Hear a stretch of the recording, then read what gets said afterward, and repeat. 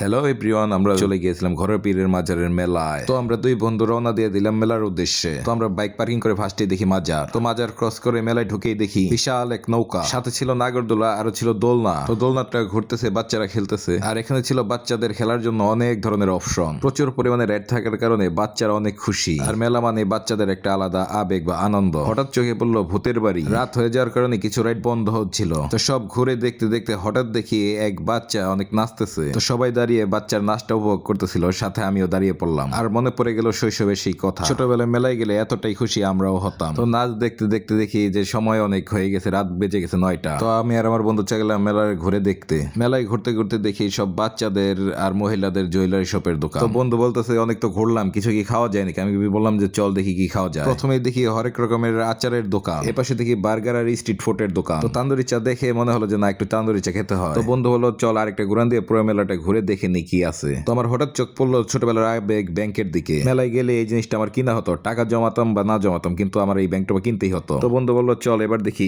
কি কি খাওয়া যায়। কারণ রাত বেজে গেছে 10:30। যেই কথা সেই কাজ, আমরা নিয়ে নিলাম তান্দুরি চা। গরম গরম তান্দুরি চায়ের সাথে দিয়ে দিল হরলিক্স আর মিল্ক। তো তাদের সার্ভিংটা দেখে আমার খুব ভালো লাগলো। টিস্যু পেপার পেঁচে গরম হওয়ার কারণে হাতে তুলে দিল। 30 টাকা করে এই চা। প্রথমে হামিদকে বললাম দেখে কেমন। তো হামিদ বললো না ভালোই, এটা আর প্রচুর গরম। তাই আমি ফু দিয়ে খেয়ে দেখলাম না, 30 টাকা হলেও চাটা ভালোই ছিল। তো চা খেয়ে প্রথমে চোখ পড়ে গেল ডিম কেকের উপরে। এই সেই ডিম কেক যা কক্সবাজারে প্রথমবার খেয়েছিলাম। তো এরপরে দেখি বিশাল নিমটি কটকরে চানাচুর বাহারির দোকান। তো এই দোকানের পরে আমরা চলে গেলাম গানের আসরে। তো আমরা গান টান শুনে ব্যাক করার জন্য রেডি হয়ে গেলাম। তো আজকের মতো বিদায়, আল্লাহ হাফেজ সবাইকে, ভালো থাকবেন।